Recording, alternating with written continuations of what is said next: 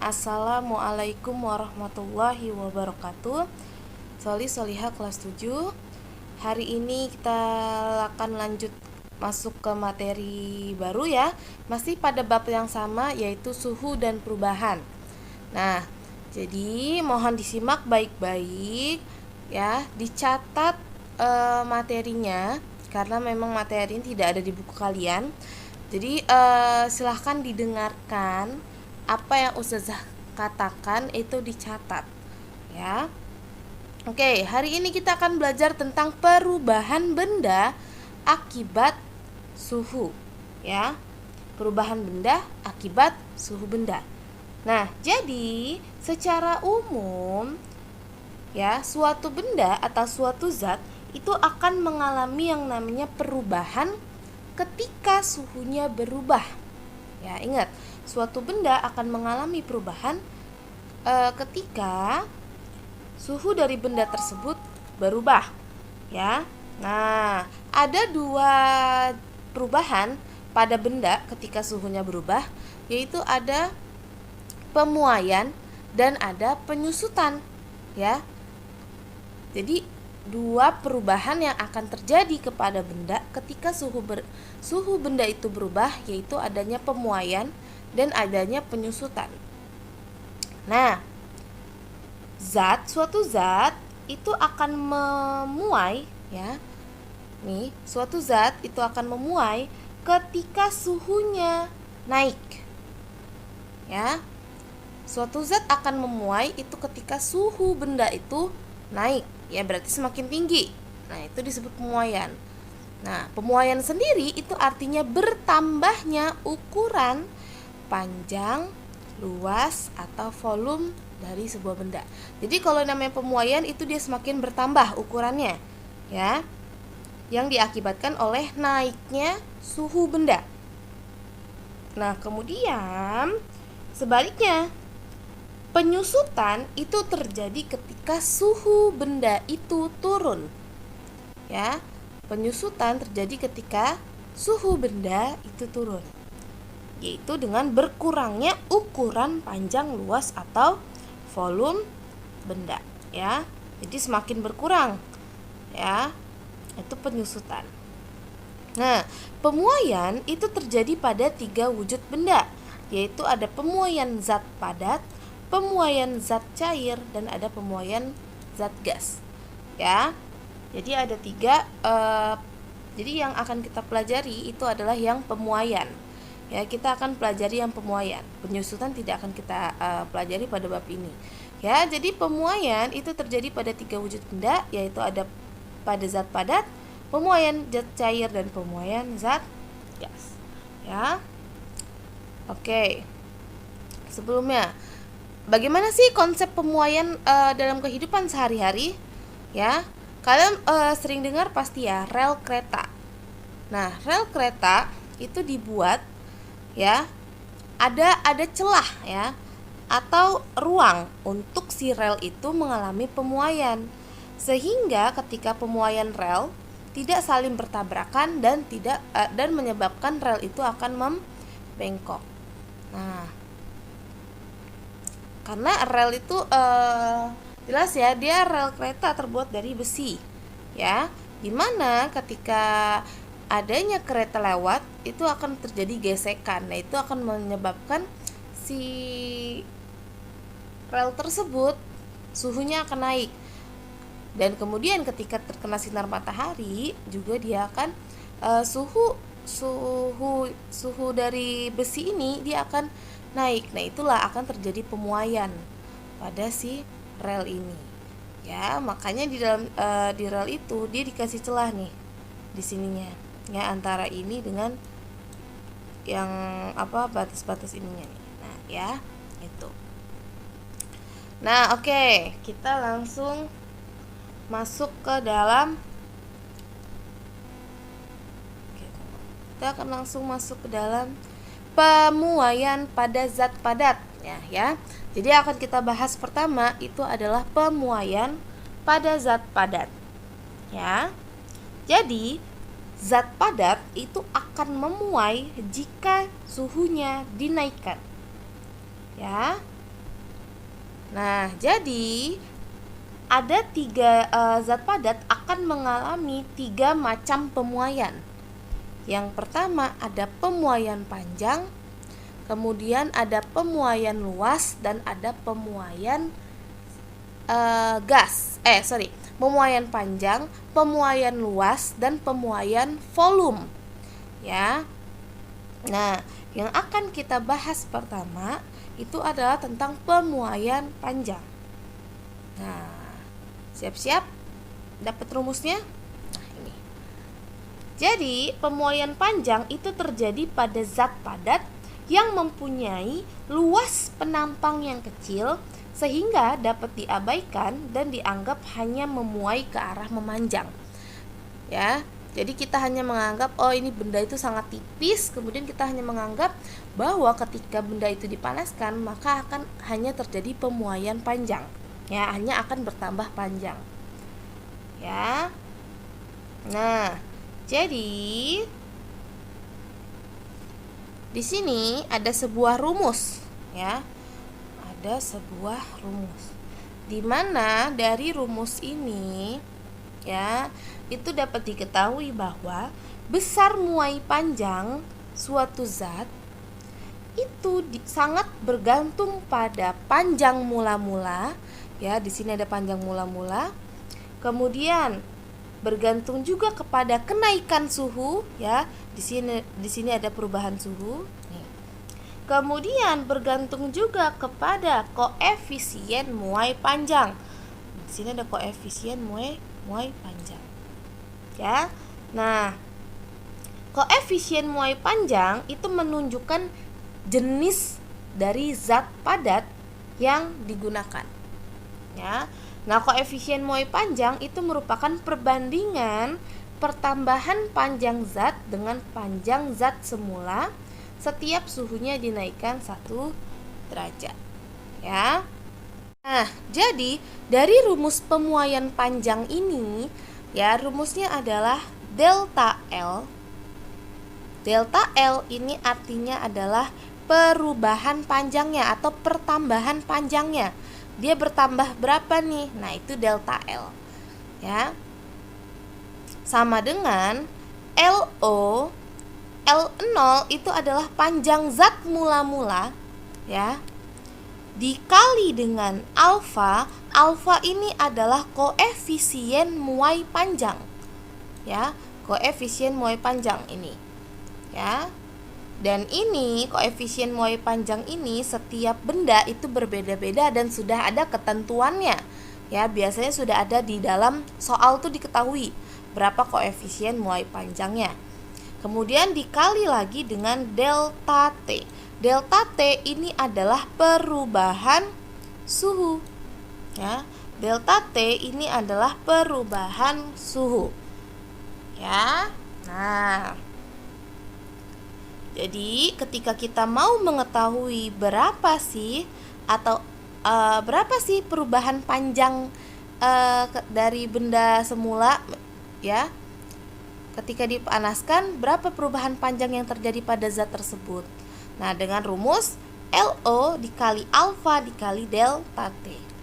Nah, setelah kalian ketemu si delta L ini atau pertambahan panjangnya, baru kalau seandainya ditanya berapa panjang akhir benda setelah dipanaskan. Nah, itu berarti rumusnya adalah LT. Ya. LT. Di mana LO dikali 1 plus alfa dikali delta T. Atau sama aja LT, ya. LT ini itu adalah rumusnya L0 ditambah dengan delta L. Ya, jadi panjang akhir itu rumusnya sama dengan panjang awal ditambah perubahan panjang, ya. Ini singkatnya. Kalau kalian ngelihat rumus yang ini lagi pasti kalian pusing sendiri, ya. Jadi ketika kalian mengerjakan soal pemuaian panjang, itu kerjakan dulu delta L-nya. Ya, kerjakan dulu delta L-nya. Ketika kalian sudah ketemu pertambahan panjangnya, ketika ditanya panjang akhir, maka tinggal panjang awal ditambah dengan perubahan panjang ya.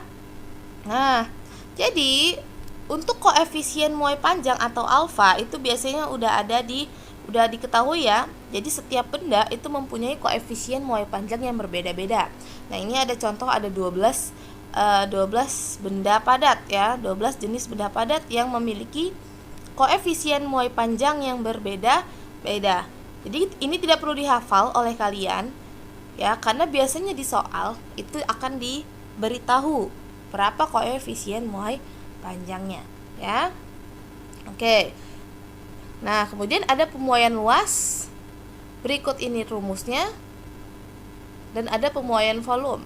Ini juga rumusnya. Nah, nanti kita akan bahas pemuaian luas dan pemuaian volume di pertemuan selanjutnya.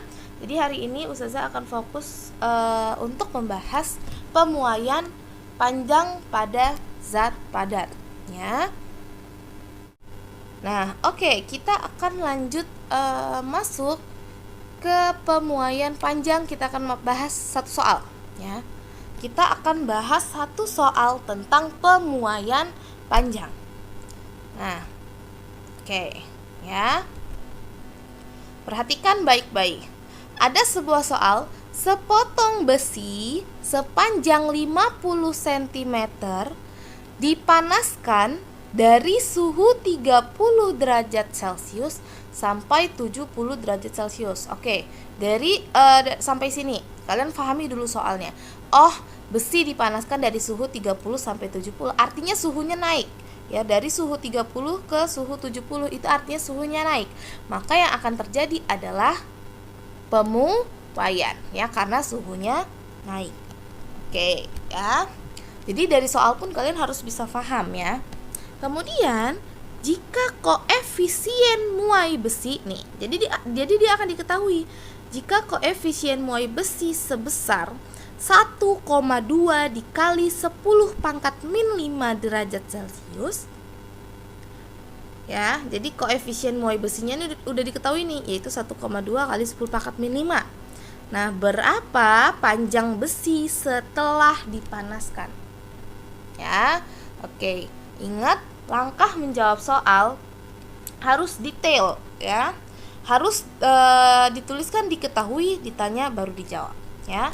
Nah, sekarang kita tulis dulu masing-masing yang diketahui ya. Yang diketahui tadi apa? Panjang besi mula-mula ya. Panjang besi semula yaitu 50 cm, berarti dia LO. LO sama dengan L0 ya. L0 sama dengan 50 cm. Berarti ini adalah panjang mula-mula si besi sebelum dipanaskan ya. Kemudian dipanaskan dari suhu 30 derajat sampai suhu 70 derajat. Artinya suhu awal 30, suhu akhirnya 70. Nah, suhu awal biasanya dia ditandai dengan simbol T1. T1 30, kemudian T2-nya adalah 70 derajat Celcius ya. Suhu awal, suhu akhir. Kemudian alfanya tadi ya, koefisien muai panjang adalah 1,2 dikali 10 pangkat min 5 ya. Jadi ditulis dulu semua keterangannya ya.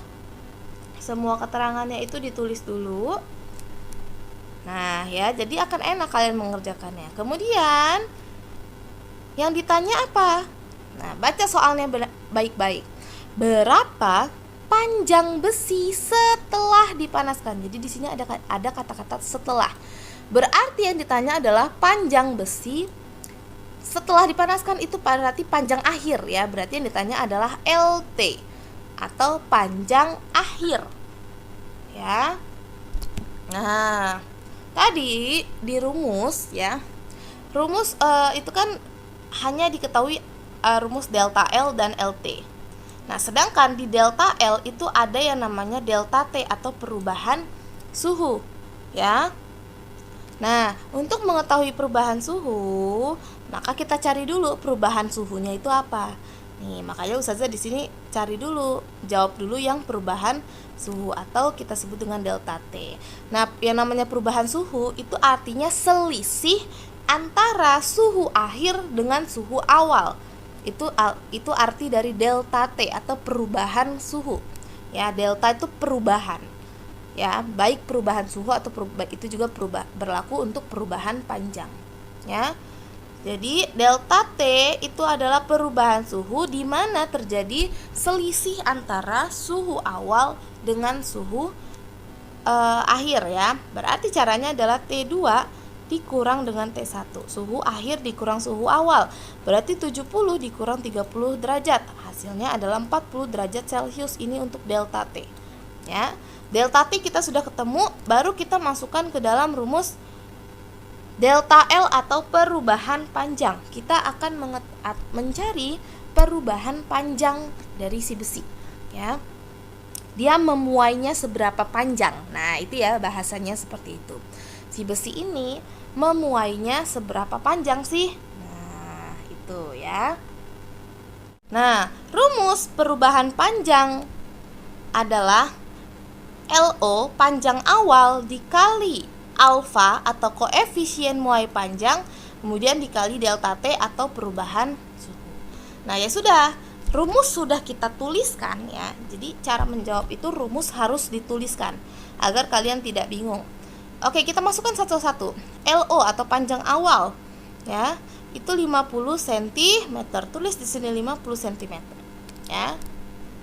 Kemudian dikali ya, jadi tanda kurung ini artinya ini ya, pemisahan. Jadi ini dikali ya. Nah, akan kali. Kemudian kali alfa. Alfanya tadi 1,2 dikali 10 pangkat minima. Tulis 1,2 kali 10 pangkat minima. Kemudian dikali lagi dengan perubahan suhunya tadi berapa? 40 derajat Celcius. Maka dikali 40 derajat Celcius. Ya. Nah, kemudian enak, lanjut kita kalikan. Nah, mudahnya karena di sini ada, pasti kalian bingung sendiri ya, ada kali 10 pangkat minima. Ini nanti, ini terakhiran aja. Kita kalikan depan-depannya dulu. 50 cm kita kali dengan 1,2, kita kali dengan 40. Ya. Jadi 50 cm dikali 1,2 dikali 40 hasilnya adalah 2400. Ya. Nah, yang 10 pangkat min 5 ini kita turunkan ke sini. Dikali 10 pangkat min 5. Ya, maka hasilnya adalah 0,024. Loh, kayak mana Ustazah? Kok bisa gitu? Oke. Ya, jadi 10 pangkat min 5 ini artinya sama aja 0,00 sekian. Nah, caranya adalah kita lihat di sini pangkatnya min 5. Yang namanya angka dikali 10 pangkat min 5 itu kalau di sininya min berarti dia maju ke depan. Koma ya, komanya maju ke depan. Nah, begini, misalnya 2400 ya. 2400. Nah, kita taruh koma di belakang sini. Ya, koma di belakang sini. Ya, 2400,0 kan biasanya seperti itu ya. Kita taruh koma di belakang, paling belakang ya. Kemudian dikali 10 pangkat min 5. Artinya koma ini akan maju sebanyak 5 kali ya. Kita hitung 1, 2, 3, 4, 5. Letak koma di sini. Berarti ya harus ada angka 0 di sini. 0. Di belakang koma ini masih ada 0 ya, 1. Nah, ya kan? Berarti hasilnya adalah 0,024. Ya.